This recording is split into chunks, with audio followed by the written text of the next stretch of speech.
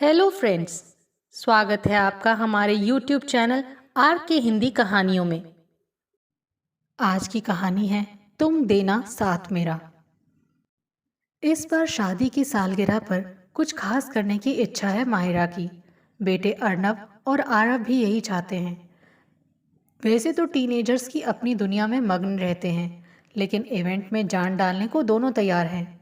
20वीं सालगिरह है। अक्सर लोग तो 25वीं को खास तरह से मनाते हैं, पर माहिरा की सोच वर्तमान में जीने की रही है। जो खुशी के पल आज मिल रहे हैं, उन्हें कल पर क्यों टाला जाए। पकोड़े खाने के लिए उसने कभी बारिश की बूंदों का इंतजार नहीं किया। जब उसका जी किया या ईशान ने फरमाइश की, उसने झट कड़ाही चढ़ा दी। दरअसल माहिरा और ईशान दोनों ही खाने के शौकीन हैं। अपने को बिग फूडी की श्रेणी में रखकर दोनों ही खुश रहते हैं। शादी के बाद से खाने के शौक ने दोनों को एक मीठे बंधन में बांधा। ईशान को मीठा पसंद है तो माहिरा को तीखा भाता है। एक दूसरे की खुशी का ध्यान करते हुए हर भोजन में कुछ तीखा पकता तो कुछ मीठा भी बनाया जाता। दोनों तरह के व्यंजनों को पूरे स्वाद से खाया जाता। कोई नई रेसिपी पता चलती या किसी के घर कुछ नया पकवान खाकर आते तो माहिरा साथ ही उसे बनाने की विधि भी पूछ आती। इस वीकेंड यही ट्राई करूंगी, सोच वो भी खुश होती और न्यू फ्लेवर खाने को मिलेगा। सोच ईशान भी कभी किसी मराठी दोस्त की पत्नी से पूरन पोली सीखी तो कभी तमिल दोस्त की पत्नी से अंडा। कभी बिहार का लिट्टी चोखा ट्राई किया तो कभी राजस्थान की मावा कचौरी। माहिरा तुम सच में माहिर हो, यथा नाम तथा गुण। नई नई रेसिपीज बखूबी बना लेती हो। ईशान अक्सर अपनी पत्नी की पाक कला पर बलिहारी जाता। मेरी माँ ने सिखाया था कि आदमी के दिल का रास्ता उसके पेट से होकर जाता है, बस वही फॉलो कर रही हूँ जाने मन। माहिरा भी हंसकर कहती, पेट ही नहीं, तुमने इस फूडी के मन को भी संतुष्ट कर रखा है। ईशान के कहने पर दोनों ठहाका लगाते। स्वादों के इस मेले में घूमते फिरते इतने साल निकल गए। जाहिर है जब स्वादिष्ट खानों का शौक होगा तो उनके संग शरीर में आई कैलोरी भी अपना रंग दिखाएगी। थोड़े बड़े पेट और फैली कमर की ओर लटकते लव हैंडल्स के लिए माहिरा के पास एक बढ़िया जवाब तैयार रहता कि दो दो बच्चों की माँ हूँ। 16 साल की लड़की तो नहीं रही अब मैं। ईशान भी कब कोई ताना झेलने वालों में से होता। वो भी चुटकी लेता कि मैं भी तो दो दो बच्चों का बाप हूँ, मेरी तोन को नज़र क्यों लगाती हो। इस लजीज मस्ती में विघ्न तब पड़ा जब पिछले साल एक शाम ऑफिस से लौटकर ईशान ने बताया कि आज कंपनी की तरफ से हेल्थ कैंप लगा था। थोड़ा ज़्यादा हो गया है वेट, 115 किलोग्राम आया है। झेंपते हुए ईशान बोला। क्या? माहिरा की छोटी सी चीख निकल गई। थोड़ा ज़्यादा वेट? 115 किलोग्राम को तुम थोड़ा ज़्यादा वेट बोल रहे हो? अब मेरी समझ में आ रहा है कि आजकल तुम्हारे घुटनों में दर्द क्यों रहने लगा है। इतना वज़न उठाएंगी तो भला टांगों का क्या दोष। माहिरा ने महसूस नहीं किया था कि कब वो दोनों मीडियम से लार्ज और फिर एक्स्ट्रा लार्ज साइज में तब्दील हो गए। आज ऑफिस में हुए हेल्थ कैंप की रिपोर्ट ने ईशान को परेशान कर दिया। जीभ का चटोरापन अपनी जगह है, पर उसकी सज़ा पूरे शरीर को भुगतनी पड़े, ये बात तो ठीक नहीं। माहिरा के मन मस्तिष्क में आज केवल ईशान का बिगड़ा स्वास्थ्य चक्कर काट रहा था। डिनर के पश्चात बच्चे गुड नाइट कहकर अपने कमरे में चले गए और ईशान माहिरा अपने कमरे में। माहिरा जल्दी सोने वालों में से है, लेकिन आज नींद बेडरूम में घुसने का नाम नहीं ले रही थी। उसे जागता हुआ देख शायद ईशान को एहसास हो गया कि आज माहिरा को किस बात ने परेशान किया हुआ है। उसके बालों में अपनी उंगलियां फेरते हुए बुदबुदाया, माहिरा तुम अच्छी तरह वाकिफ हो मेरी टेस्टी खाने की आदत से। खाने में स्वादिष्ट भोजन के बिना मुझे कुछ अच्छा नहीं लगता और इसी कारण मेरा वजन बढ़ गया है। आज कैंप के डॉक्टरों ने मुझे और भी कई ब्लड टेस्ट करवाने को कहा। साथ ही काफ़ी हिदायतें भी दी कि तला भुना खाना, मीठा खाना, बेकरी प्रोडक्ट्स वगैरह सब बंद।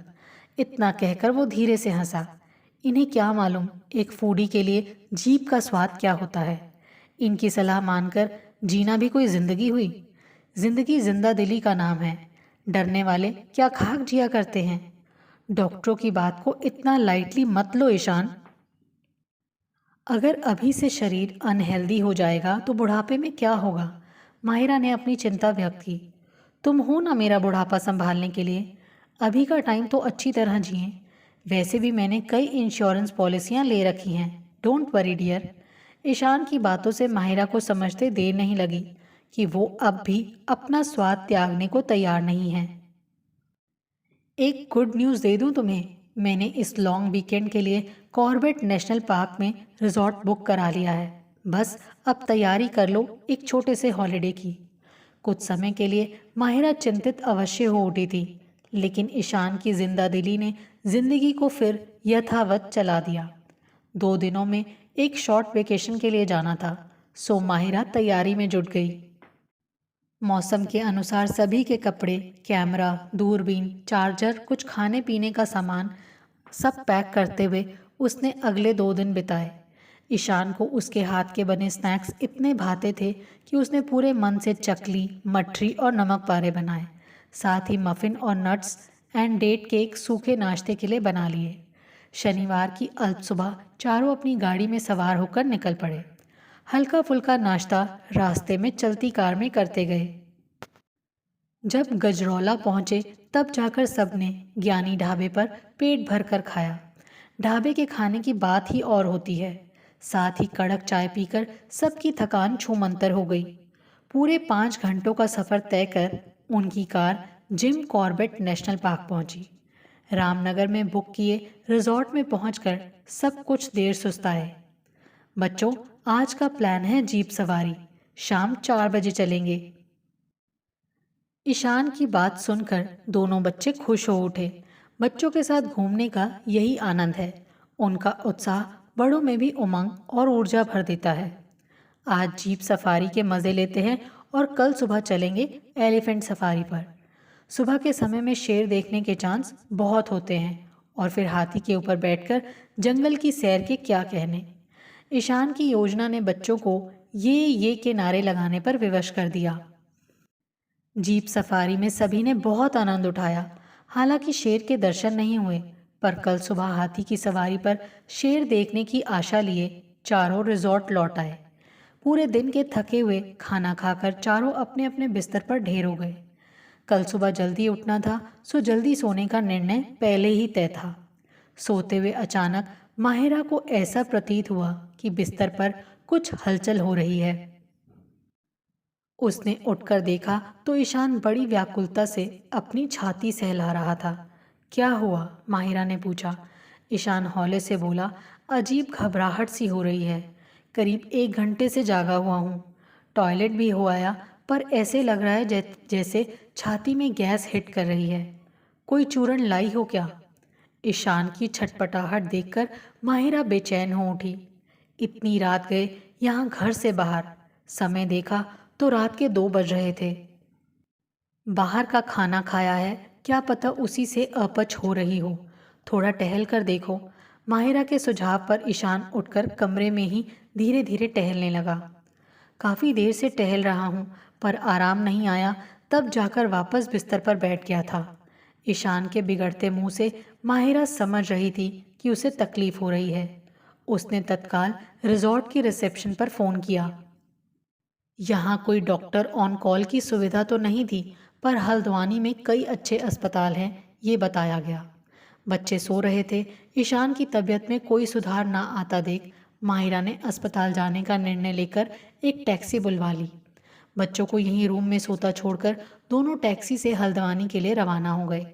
हल्द्वानी के ब्रिजपाल हॉस्पिटल तक पहुंचने में उन्हें पूरा 1 घंटा लग गया। रास्ते भर ईशान अपनी छाती सहलाता रहा और माहिरा उसके माथे पर बार बार छलक आई पसीने की बूंदों को पोंछती रही। सारे रास्ते दोनों चुप रहे। किसी की समझ में नहीं आ रहा था कि क्या कहे। माहिरा हताश होने वालों में से नहीं थी, किंतु वर्तमान स्थिति के कारण उसमें नैराश्य की भावना उभरने लगी थी। उसे आने वाले कल की चिंता ने घेर लिया। उसने खामोशी से ईशान का सिर अपने कंधे पर टिका लिया। इस 1 घंटे के रास्ते में न जाने कितनी भावनाओं के ज्वार दोनों के मन में शोर मचाते रहे। दोनों के मन के अंदर न जाने कितने विचारों का आवागमन निर्बाध चल रहा था। अस्पताल पहुंचे तो इमरजेंसी में दाखिल किया गया। ऑन ड्यूटी डॉक्टर ने चेकअप किया। पहले भी हुआ है कभी ऐसा? फिर रिपोर्ट बनाकर ईशान को फौरन आईसीयू में भर्ती किया गया। ईसीजी करवाया। फिर ईशान के हाथ में कैन्यूला लगाकर कुछ देर के अंतराल में 2 इंजेक्शन दिए, कुछ टैबलेट्स दी। थोड़ी थोड़ी देर में नर्स बीपी चेक करने लगती। ऐसे ही अगले 2 घंटे बीत गए। बाहर सूरज की किरणें हर ओर छिटक कर नए सवेरे का संदेश देने लगी थी। किंतु माहिरा और ईशान की रात अभी खत्म नहीं हुई थी। दोनों बहुत व्याकुल थे। माहिरा ने रिजॉर्ट में फ़ोन कर अपने बच्चों के नाम संदेश छोड़ा ताकि उठने पर वो इन्हें अपने पास ना पाकर डरे नहीं। जब ईशान की तबीयत में थोड़ा सुधार आया तब डॉक्टर ने माहिरा को अपने कक्ष में बुलवाया। देखिए मैडम, जब आप आए तब आपके हस्बैंड का बीपी रेट 210/110 था, जो सामान्य से काफ़ी अधिक है, खतरनाक लेवल तक। इनकी ये हालत बीपी अटैक के कारण भी हो सकती है और हो सकता है कि एक हार्ट अटैक भी हो। इसकी जांच करने के लिए हमें इन्हें एडमिट रखना होगा। ट्रॉपटी टेस्ट भी करना होगा। कहते हुए डॉक्टर ईशान की फैमिली मेडिकल हिस्ट्री पूछने लगे। माहिरा इतनी डिटेल सुनकर काफ़ी घबरा गई। वो यहाँ अकेली थी। ऐसे में कोई भी निर्णय अकेले लेना उसे ठीक नहीं लगा। उसे ईशान से डिस्कस करके ही आगे का कदम उठाना सही लगा। कहो ईशान, क्या तबीयत में थोड़ा सुधार फील कर रहे हो? माहिरा ने पूछा। उत्तर में ईशान ने तबीयत में सुधार बताया। तब माहिरा ने उसे वस्तु स्थिति समझाकर पूछा, एडमिट करने के लिए हामी भर दूं? कहो तो तुम्हें एडमिट करवाकर रिजॉर्ट जाकर बच्चों को ले आऊं। ईशान विषादग्रस्त हो बोला, सॉरी माहिरा, मेरे कारण तुम सबको कितनी परेशानी का सामना करना पड़ रहा है। कहाँ तो हम सब हॉलिडे मूड में आए थे और ये सब हो गया। तुम्हें अकेले ही। कैसी बातें करते हो ईशान? ये समय परेशान होने का नहीं, सही निर्णय लेने का है। अच्छा, तुम रेस्ट करो, मैं अपने फैमिली डॉक्टर से फ़ोन पर राय लेती हूँ, कहकर माहिरा ने उनका फ़ोन मिलाया और सारी स्थिति विस्तार से समझाई। उनकी बात लोकल डॉक्टर से भी करवा दी। उनकी सलाह पर ट्रोपोनिन टी टेस्ट भी करवाया। जब तक उसकी रिपोर्ट आई, माहिरा टैक्सी से वापस रिजॉर्ट गई। वहाँ चेकआउट किया। बच्चों को लेकर अपनी कार से ड्राइव करती हुई अस्पताल पहुँची। डैडी को इस हालत में पाकर बच्चे काफ़ी परेशान हो उठे। कितनी प्रसन्नता से छुट्टी मनाने आए थे। उनको खिन्न देखकर ईशान भी तनावग्रस्त हो गया। कुछ ही घंटों में ट्रॉप टी टेस्ट की रिपोर्ट आ गई। शुक्र है कि रिपोर्ट नेगेटिव आई। इसका सीधा तात्पर्य ये था कि ईशान को बीपी का अटैक आया था, हार्ट अटैक नहीं। स्थानीय डॉक्टरों से प्रिस्क्रिप्शन लेकर माहिरा ने ईशान को डिस्चार्ज करवाया और कार में सवार हो सभी घर रवाना हो गए। रास्ते में बच्चे फोन पर गेम खेलने में मग्न हो गए, किंतु ईशान और माहिरा का मन अभी भी भूत, वर्तमान और भविष्य के जाले पहुंच रहा था। कल और आज इन 2 दिनों में उनकी जिंदा दिली से दौड़ती जिंदगी को बड़ा झटका लगा था। इस अनुभव ने दोनों को झकझोर दिया। उन्होंने कभी नहीं सोचा था कि उनके स्वप्न महल की ऊंची दीवारों को हिलाना इतना आसान हो सकता है।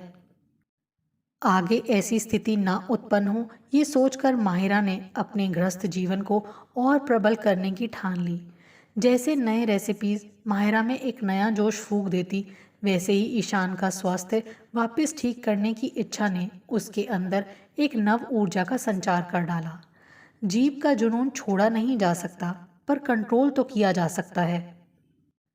लाइफस्टाइल बदलाव की मदद से अनहेल्दी हो चुकी जिंदगी को वापस ट्रैक पर लाने के लिए उसके हाथ में अभी भी समय है। सुबह नाश्ते की टेबल पर दलिया देखकर ईशान का चौंकना स्वाभाविक था। अक्सर माहिरा दलिये के कबाब या टिक्की बनाती थी।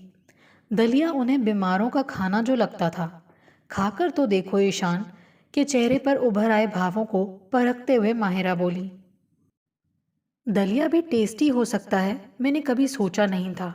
ईशान के मुंह से नाश्ते की प्रशंसा सुन माहिरा को अपनी स्ट्रैटेजी पर कॉन्फिडेंस बढ़ गया।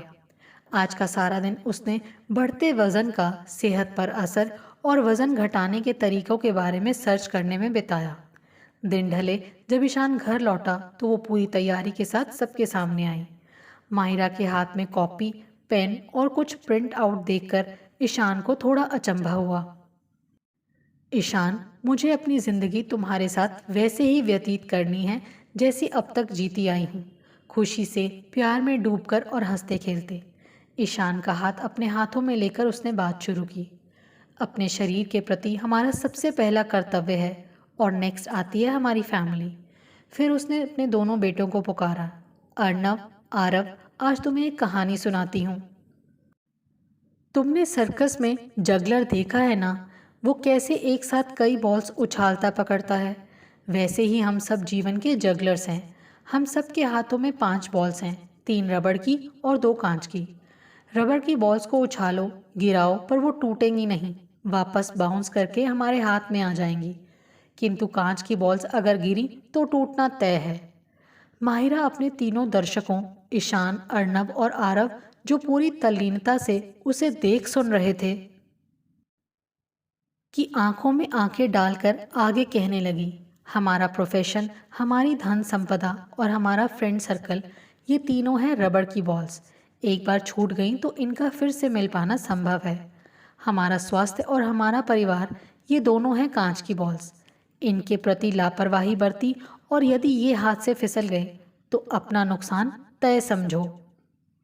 माहिरा की संजीदगी देख ईशान समझ गया कि इस बार वो हेल्थ को लेकर काफ़ी सीरियस है। माहिरा ने प्रिंट आउट के ज़रिए ईशान को शरीर में अधिक फैट जमा होने पर होने वाले नुकसानों के बारे में समझाया, हेल्दी रहने के फ़ायदे दिखाए, कई प्रकार के डाइट चार्ट्स भी शेयर किए। अगली सुबह अलार्म ने नींद काफ़ी जल्दी खोल दी। Sport shoes, water bottle, hanky, towel, सब कुछ तैयार था। माहिरा और ईशान ने रोज़ाना मॉर्निंग वॉक शुरू कर दी थी, साथ ही एक जिम की मेंबरशिप भी ले ली। इतनी रिसर्च का ये लाभ हुआ कि माहिरा डाइट में भी बदलाव लाई। अधिकतर घर का खाना, 1-2 चम्मच तेल में ही खाना पकाना, मीठे पर कंट्रोल, पोर्शन कंट्रोल, टाइम पर खाना आदि कदम उठाने से जल्द ही ईशान को अपने घुटनों के दर्द में आराम मिलने लगा। 1 साल की तपस्या से शरीर का काफ़ी फैट उतर चुका था। माहिरा का साइज भी अब सिकुड़कर मीडियम पर आ पहुंचा। शादी की 20वीं वर्षगांठ की पार्टी के उपलक्ष्य में दोनों ने स्पेशल पोशाकें सिलवाईं। मैरून कलर कोऑर्डिनेट करके जब दोनों ने पार्टी में एंट्री की तो सारा हॉल मित्रों व रिश्तेदारों की तालियों से गुंजायमान हो उठा। कोई कहता, तुम दोनों को देखकर कौन कह सकता है कि तुम्हारी शादी को 20 साल हो गए हैं। तो कोई कहता, वाह कितने यंग और फ्रेश लग रहे हो, जैसे नया शादीशुदा जोड़ा। प्रशंसा और कॉम्प्लीमेंट्स की बरसात में भीगते हुए दोनों स्टेज की ओर बढ़े। सबके जवाब में ईशान कहने लगा, इसका श्रेय सिर्फ और सिर्फ माहिरा को जाता है। इसके संकल्प और मेहनत का परिणाम है कि इसने मेरा बुढ़ापा कई साल पीछे धकेल दिया है और इसी खुशी में आज मैं और माहिरा एक कपल डांस करेंगे। चलाओ मेरी रिक्वेस्ट का गाना। शर्माती हुई माहिरा को बाहों में लेकर ईशान डांस फ्लोर पर जा पहुंचा। पीछे से गाना बज उठा, जब कोई बात बिगड़ जाए, जब कोई मुश्किल पड़ जाए, तुम देना साथ मेरा, ओ हम नवाज। दोस्तों, आपको ये कहानी कैसी लगी? इसका अंत आपको कैसा लगा? प्लीज़ कमेंट करके ज़रूर बताएं। आपके सुझाव मेरा हौसला बढ़ाएंगे ताकि मैं एक बेहतर तरीके से आने वाली कहानियाँ प्रस्तुत कर सकूं।